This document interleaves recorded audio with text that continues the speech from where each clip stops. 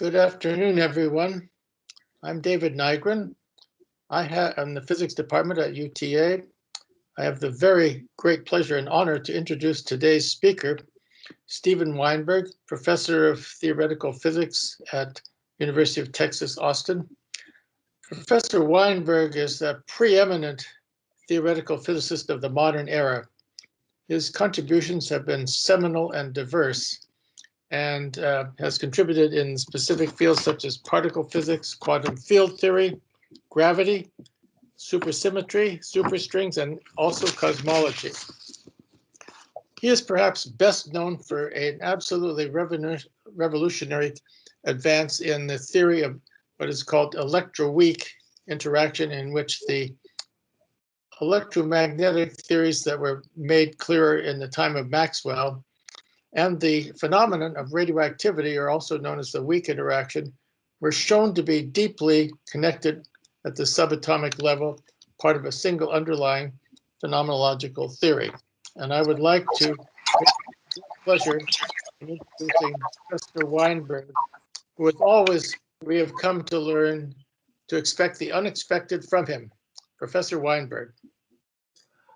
Thank you very much, David. It's a great pleasure to be able to speak to a sister campus of the University of Texas without actually having to get on to IH-35 to get from Austin to Arlington. But I have a problem. Today I'm told is Earth Day. I don't think it would be appropriate to talk about my own latest work, which has to do with massless particles in higher dimensions. It has nothing to do with the problems facing our planet. I'm not really sure it has anything to do with reality. So I'm going to talk about some public issues. I don't have anything to say, I don't think, that you don't already know, but I think some of these things are worth saying again and again. You, like all Texans, will remember our crisis in February when unexpectedly cold weather caused power plants to go offline, and that in turn caused other power plants to go online. These power plants had not been winterized, and so they were vulnerable to this extreme cold weather. People lost heat. The temperatures were below freezing in their homes. Pipes burst. Many Texans have not been able to get into their homes, even now. And I believe over 100 died in this disaster. Now, it was certainly unexpected in the sense that no one could have known that the weather would get that cold at that particular time in February. But in another sense, it wasn't unexpected at all. We had a similar disaster 10 years earlier, when power plants went offline and people froze in their homes. And indeed, I understand from press reports that many of the power plants that at that time were not winterized were the same ones that failed in 2021. Whose fault is that? Well, the power company directors, according to our law and according to classical economics, are responsible to their shareholders. Milton Friedman has said that the directors of a corporation have no higher duty, as long as they act within the law, than to maximize the value of the shares held by their shareholders. Well, there is that phrase, as long as they act within the law. Law could have forced the winterization of the power plants. It did not do so. Even now, I don't know that it will force the winterization of power plants. Whose fault is that? Well, obviously our political leaders, but they too are responsible not to shareholders, but to voters.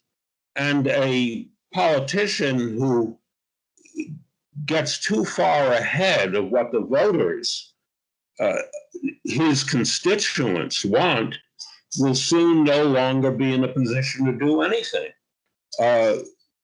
What do our voters in Texas want? Well, the governor of Texas called for a special session to deal with the gripping issue of which bathrooms transgender people will be allowed to use. We now have activity in our legislature that would prevent people from having to suffer the indignity of background checks in order to carry firearms in public. Well, if that's what the public wants, how can we blame politicians who are their servants from giving it to them? And can you really blame the public? After all, how many of us, look back in your own souls, how many of us in the preceding 10 years really worried about the winterization of power plants? Was that on your mind? I don't think it was on my mind. This is only one example. Another one, which is quite close in many ways, is the disaster at Fukushima about a decade ago.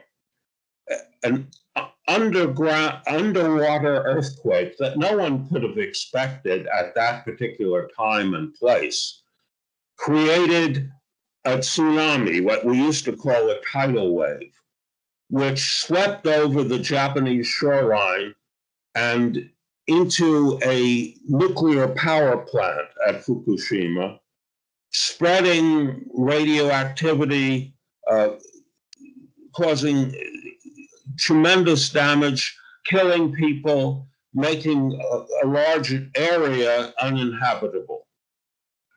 Well, no one could have prevented the earthquake. Certainly, no one's to blame for that. No one could have predicted that a tsunami would occur at that particular time and place. But you know, tsunamis are not unexpected in Japan. It is a Japanese word, after all. No one could have, it would have been possibly impossible to protect the power plant from the tsunami, but the power plant could have been located a few hundred yards back from the shore on a higher ground, which would have made it safe from the tsunami, which would not have reached it. Why wasn't that done? Well, it would have been more expensive. And the directors of the Tokyo Electric Power Company, which owns that power plant, were not forced by government legislation to put the power plant in a safer, though more expensive location. So they didn't. Surprise. Why didn't the government of Japan force the power plant back farther from the shore? Well, it wasn't on the mind of the public. The public had other things on their minds. What it was at that moment, I really don't know. And the government leaders, as government leaders will, are responsible to what the public cares about. These are two relatively small disasters, killing not millions, but only hundreds of people, at least in the case of Texas. There are much larger disasters going on. One of them, of course, is the pandemic that we are all experiencing. And this is more directly a failure of government than of government regulation of private corporations. Viruses mutate. It happens all the time. No one could have anticipated that a particular virus in Wuhan would mutate into something that was as dangerous as it became. There could have been in place an international body that, when a dangerous mutation appeared, could act swiftly with contact tracing and quarantine to minimize the damage, to isolate the danger to a small area and prevent a pandemic, something affecting the whole world. That wasn't done. There is no international body that has the ability to act quickly and decisively to quarantine a small area. Well, first to establish the existence of a dangerous mutation, and then to quarantine the area in which it occurs. And I see no sign of such a body being formed. Here, the problem is not so much one of voter apathy, but of government resistance to any infringement on sovereignty. And what can we do about it? Another problem, even bigger, is not a sudden event like the freeze in Texas or the tsunami in Fukushima, which is a matter of weeks, or like the pandemic, which is a single year. But there is another disaster that is just going on all the time, getting gradually worse and worse, and that is the warming of our planet, which doesn't really fit the description of the unexpected, since we're already in it. We can't say it's unexpected. But here again, there are sudden events which cannot be specifically expected, but which it's reasonable to expect will eventually occur here or there. As the snow cover of Greenland and Antarctica diminishes, the Earth's albedo, the fraction of sunlight that is reflected out into space by the Earth, will gradually decrease, causing more and more of the sun's radiation to be absorbed by the dark ground of Greenland and Antarctica, causing further heating, further melting, and an exponentially increasing runaway increase in temperature. There's also the permafrost, which holds beneath it large amounts of greenhouse gases. When the permafrost begins to melt, the gases will emerge, the earth will warm, the permafrost will melt more rapidly, more gases will emerge, and again, we will have an exponential increase in temperature. I don't know when this is going to happen. And when it happens, it will be unexpected, but I expect this sort of unexpected event to occur. So what can be done? Well, as I've emphasized, our society is not very well organized for dealing with this kind of unexpected but very likely events. That's not the a corporation board of directors given a choice between spending the shareholders' money, for example, to winterize the power plants, and risking a disaster whose cost will be borne not just by the power company, but much more by society in general, has an obvious economic incentive not to carry out the improvements that may avoid the disaster, unless forced to by government. And so why should they? And why should government do anything if the public doesn't push it?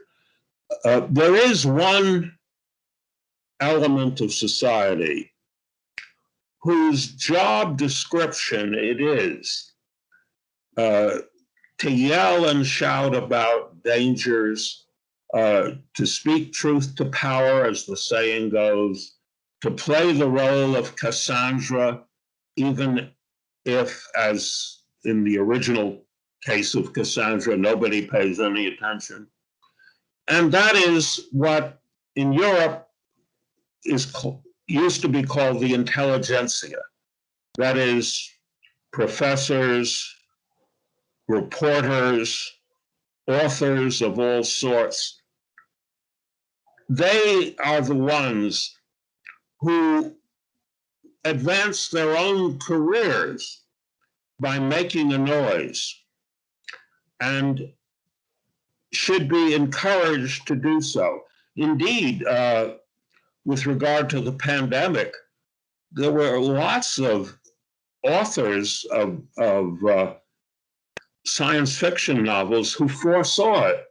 There are two very good novels recently, one by an author whose name I forget, called Station 11, and another one by a dear friend here in Austin, Larry Wright, called The End of October, who both of them foresaw a pandemic even worse than the one we're in. And I remember when I was an undergraduate 100 years ago, I read a science fiction novel about a plague that kills almost everyone on Earth. So that shows how expected these unexpected events are. In this case, it was the authors of fictional novels that might have alerted the public. In many other areas, it is scientists or economists or other academics who can play that role. There are organizations like the Federation of American Scientists and the Union of Concerned Scientists that have played a noble role in this sort of effort, not to mention all the many environmental organizations. There is one particular kind of disaster which I think has not in recent years received the kind of attention that it deserves. It is one that happens to be in an area where I have some expertise since I've worked as a consultant on some of these things, and that is the danger of nuclear war. This is something that can just destroy us all. After all, if global warming gets as bad as we fear, coastal cities like Houston may drown, but we'll still have Austin. I don't think the sea level could possibly rise 600 feet and drown Austin. So something will be left, but a nuclear war will destroy everything. This also happens to be one of the few things I'm talking about today where I have some knowledge of my own because I used to be a consultant on defense matters. It sounds like an awfully old-fashioned thing to be talking about. When you talk about nuclear war, that's So 1950s, 1960s, you remember movies like Dr. Strangelove and novels like On the Beach. Haven't we, after all, there's no more Cold War, isn't that right? It's all over. We don't have to worry about that anymore. The trouble is that the Cold War produced thousands of nuclear weapons, and they're still there. The half-hearted attempts of Russia and the United States have not reduced their nuclear arsenals very much. And indeed, there are efforts to modernize nuclear forces, stirring the pot again. This is, and now we have not only the standoff between the superpowers, but we have an increasing number of nuclear armed states who might fight nuclear wars that would be incredibly destructive to us all. For example, it's been estimated that a nuclear war between India and Pakistan, two hostile nuclear armed countries, would, from the burning of cities, create so much soot and ashes circulating in the upper atmosphere that it would destroy agriculture throughout the northern hemisphere. One of the reasons that it is so hard to deal with this problem is a tragic mistake that was made at the beginning of the nuclear era. And that was to look on the bright side and see the peaceful uses of nuclear technology. Remember Eisenhower's Atoms for Peace program. The idea was that all over the world, countries that don't have nuclear arms will be encouraged to give up any plans to develop them, because they'll be helped to develop nuclear power. Well, nuclear power all over the world has provided a wonderful smokescreen for the development of nuclear weapons. We see that now in Iran. Iran claims it has no interest in developing nuclear weapons. It simply wants to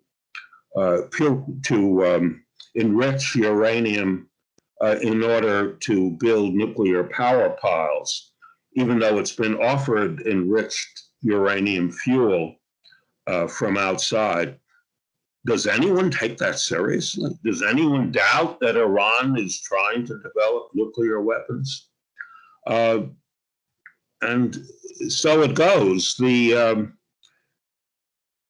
What we can do is to keep this issue, the danger of nuclear war, before the public. And although the Iran issue is certainly before the public, the older issue between Russia and America, where we still have thousands of nuclear weapons,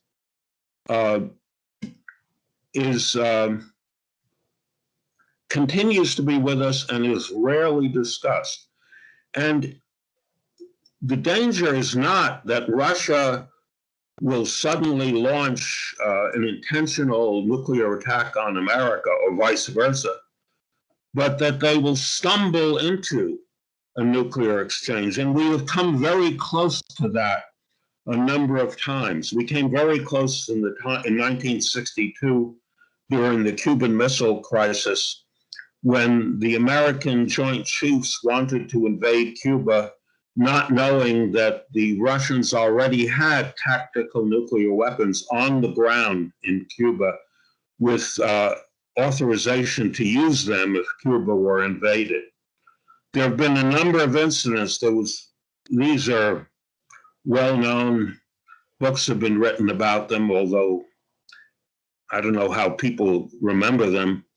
There was one where America was carrying out scientific experiments using rockets blasted from an island in the Norwegian Sea. And the Russians at first thought it was a submarine launching ballistic missiles from below the surface of the Norwegian Sea. There's been a more recent event where apparently, although I don't know the details, one nuclear serving officer in the Russian ballistic missile forces refused to follow a protocol because he didn't really think America was attacking Russia and may have saved the world. How I wish we could go back to the days immediately after World War II, when we might have declared all nuclear technology out of bounds.